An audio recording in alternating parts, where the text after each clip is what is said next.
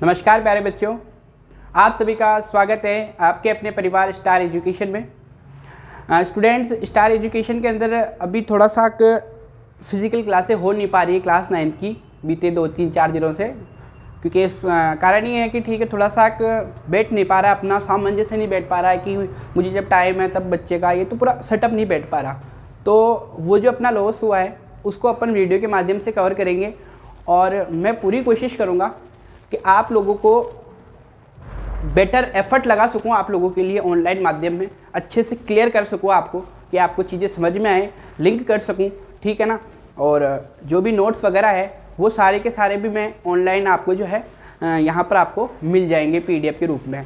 काफ़ी कुछ बच्चे हैं जिनका मेरे मैसेज आता है कि सर थोड़ा सा नोट्स वोट्स क्लियर कर दो, एग्ज़ाम आने वाले हैं तो थोड़ा उनमें हेल्प हो जाएगी। तो मैं बोलता हूँ कि ठीक है आप कोचिंग भी आना, तो बच्चे बोलते हैं कि ठीक है कोचिंग आना थोड़ा सा इम्पॉसिबल हो पा रहा है कि मैं गाँव हूँ या ये कुछ भी कारण है, ठीक है कोई दिक्कत नहीं।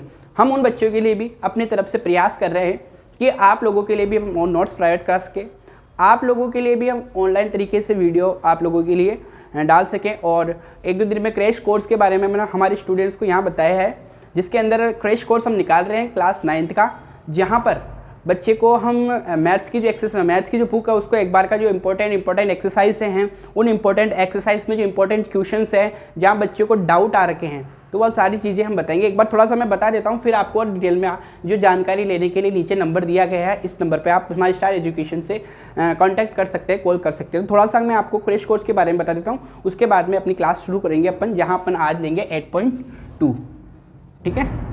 लेकिन उससे पहले थोड़ा सा अपने क्रैश कोर्स के बारे में बता देता हूँ। देखिए सबसे पहले तो जो मैथ्स है आपकी, इस मैथ्स में जो आपके इम्पोर्टेंट जो टॉपिक है, इम्पोर्टेंट टॉपिक, इन इम्पोर्टेंट टॉपिक्स इम्पोर्टेंट एक्सरसाइज करवाई जाएगी। और उसके बाद में आपको अगर मान लो कोई चैप्टर है उसमें डाउट आ गया है, कोई एक्सरसाइज आपको स्कूल में समझ में नहीं आई है या आप खुद कर रहे हो उसमें आपको समझ में नहीं आ रहा है, तो उन डाउट्स को सोल्व कराएंगे, ठीक है।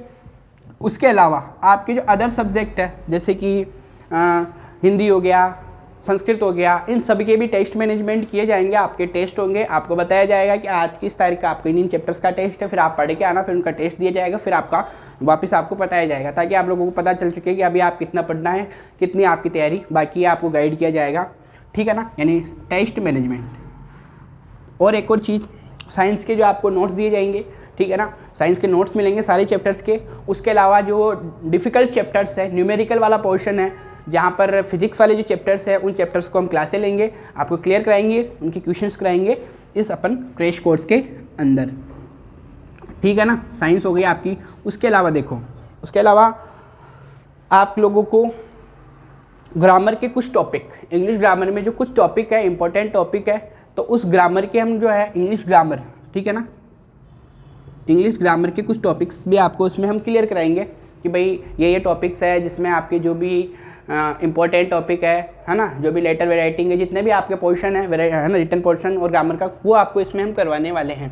उसके अलावा भी आपको जो है बाकी जानकारी लेने के लिए कि हम और इसमें क्या देंगे, 2-3 दिनों में हम एक और वीडियो लॉन्च कर देंगे प्रॉपर्ली तरीके से। उसके अलावा फ़िलहाल हमने जानकारी दी है, जो भी बच्चे इस वीडियो को देख रहे हैं, अधिक जानकारी के लिए हमारे नंबर जो नीचे दे रखे हैं आप यहाँ कॉन्टैक्ट कर सकते हैं कि सर कितनी बजे का टाइम है, क्या फ़ीस रहने वाली है, क्या क्या है, अदर सारी जो इंक्वायरी है वो आप लोग आगे चलकर इस नंबर पर कॉन्टैक्ट करके कर सकते हैं, ठीक है स्टूडेंट। अब अपन चलते हैं अपनी एक्सरसाइज पे।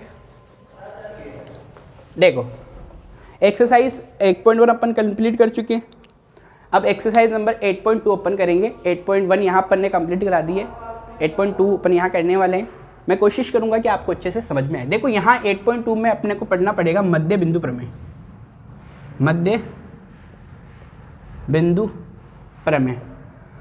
भाई देखो मैं माँ की तरफ पूरा बेस्ट एफर्ट लगा रहा हाँ, फिर पढ़बो न पढ़बो स्टूडेंट का हाथ में, देखो अट्टा भी पढ़ा रहा, क्लासा भी ले रहा है और देखो मैसेज आ रहा है, वरना नोट्स भी दे रहा है। अब न पढ़ा है तो अपन कोई दिक्कत को ना, वो आपकी है, हमारी तरफ से अपने बेस्ट एफर्ट कर चुके हैं और भी कर रहे हैं, ठीक है स्टूडेंट्स के लिए। देखो मध्य बिंदु प्रमेय, मध्य बिंदु प्रमेय क्या है समझिएगा।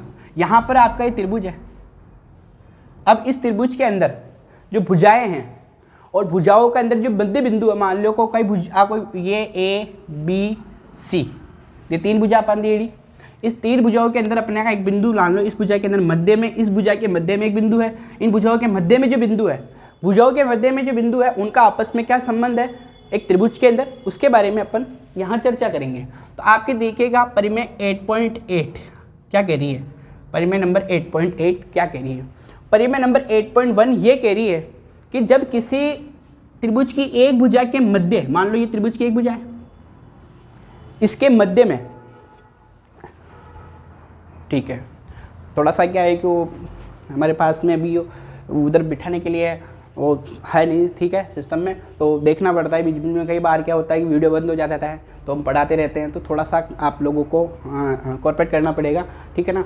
चलो वीडियो चालू है, आगे बढ़ते हैं, ठीक है ना। चलो, तो यह आपका यहाँ पर ये भुजा है, भुजा के सेंटर में एक अगर कोई मध्य बिंदु है, इस मध्य बिंदु से यहाँ पर भी मान लो दूसरी भुजा है, उसके भी मध्य बिंदु है।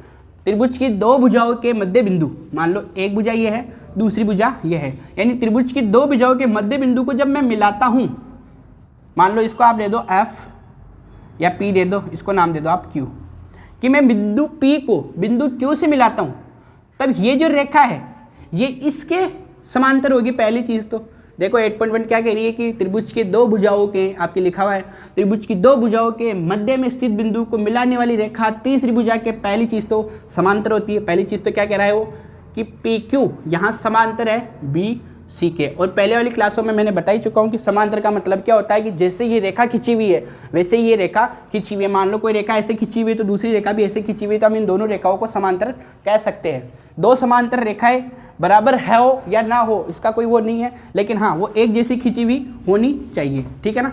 तो समांतर का चिन्ह ये है, ये भी हम बता चुके।